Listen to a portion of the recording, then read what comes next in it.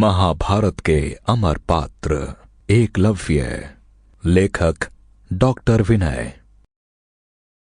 महाभारत के अमर पात्र एकलव्य। भूमिका।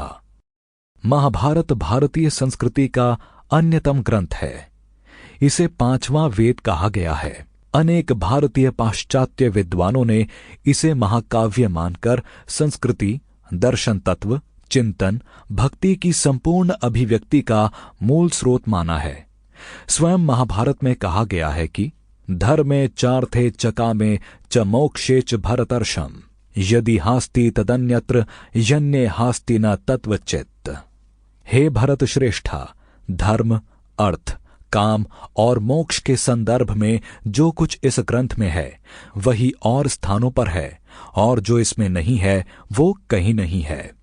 और ये स्वयं सिद्ध है कि इतने महान ग्रंथ में जो वस्तु होगी वो महानतम होगी, क्योंकि कथा ही वो मूल आधार है जिसमें सभ्यता, संस्कृति, दर्शन के विभिन्न आधार स्रोत सृजित होते हैं।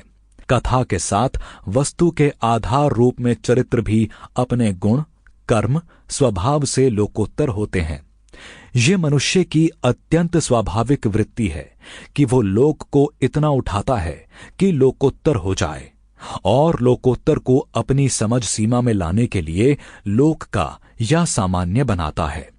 महाभारत में ये दोनों स्थितियां विद्यमान हैं, और महाभारत में जिस विराट संस्कृति, धर्म, अर्थ, काम, मोक्ष के व्यवहार की आधारशिला रखी गई है उसका वहन करते हैं योगी राज कृष्ण, भीष्म, द्रोण, कौरव, पांडव और प्रकृति शक्ति में कुंती, द्रौपदी तथा गांधारी जैसी सती। इनके साथ सांस्कृतिक विकास के आरोह अवरोह में सहयोगी होते हैं कर्ण, द्रुपद तथा अन्य पात्र जो सीधे महाभारत के रचना धरातल पर सक्रिय हैं। इन सक्रिय चरित्रों के साथ पुराकाल के अन्य कथानक हैं जो इस रचना को भूत, वर्तमान और भविष्य की दृष्टि का आकार ग्रंथ बना देते हैं। भक्ति की दृष्टि से महाभारत के प्रतिपाद्य हैं योगी राज कृष्ण, अर्थात महाभारत का अनुकूल पक्ष कृष्णत्व है, और जो कृष्ण के अनुकूल नहीं वो विरोधी है, अधर्म है, साथ ही त्याग जय भी। इसी दृष्टि से महाभारत में आए अन्य पात्रों की स्थिति देखी जा सकती है, पर ये सभी पात्र अपने व्यक्तित्व में विचित्र, उत्तेजक, प्रेरणाप्रद और मानवीय अनुभवों से भरे हैं। इनका एक धरातल महाभारत में वेद व्यास के शब्दों में व्यक्त होता है, और उसके अतिरिक्त समय प्रवाह की अनुकूलता प्रतिकूलता में उनके अनेक स्वर उभरते हैं। इसीलिए महाभारत में ये भी कहा गया है कि ये ग्रंथ युगों तक कवियों, रचनाकारों को आंदोलित करता रहेगा। महाभारत के पात्रों में यदि आश्चर्यजनक दिव्यानुभाव है तो उतना ही मानवानुभाव भी। चाहे धृतराष्ट्र हो, अर्जुन हो, भीष्म हो, सब कहीं न कहीं सर्वोच्च भाव भूमि पर प्रतिष्ठित होकर कहीं न कहीं सामान्य भी बन जाते हैं। वे सहर्ष अपने बड़प्पन की चादर पर छोटेपन का धब्बा लगने देते हैं, जिससे उसकी सहजता और विश्वसनीयता बनी रह सके।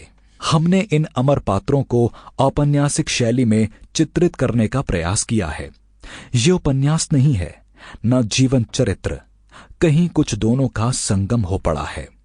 हमने पूरी कोशिश की है कि उनका महाभारतीय चरित्र यथावत बना रह सके और उनमें से मानवीय सहजता की अभिव्यक्ति भी हो सके। हम कहां तक सफल हैं, जब तक आप पढ़ेंगे नहीं कैसे पता चलेगा। एकलव्य। प्रथम परिचय।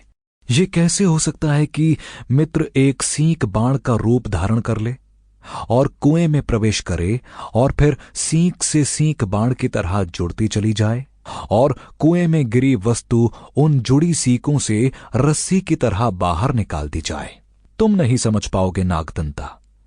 ये तो मंत्र शक्ति का चमत्कार है, इसमें कोई विस्मय नहीं है। तुम भारद्वाज मुनि के पुत्र आचार्य द्रोण को नहीं जानते? वे कितने बड़े साधक, धनुर्धारी हैं, विलक्षण प्रतिभा के धनी हैं। उनके इस कर्म में कोई चमत्कार जैसी बात नहीं है।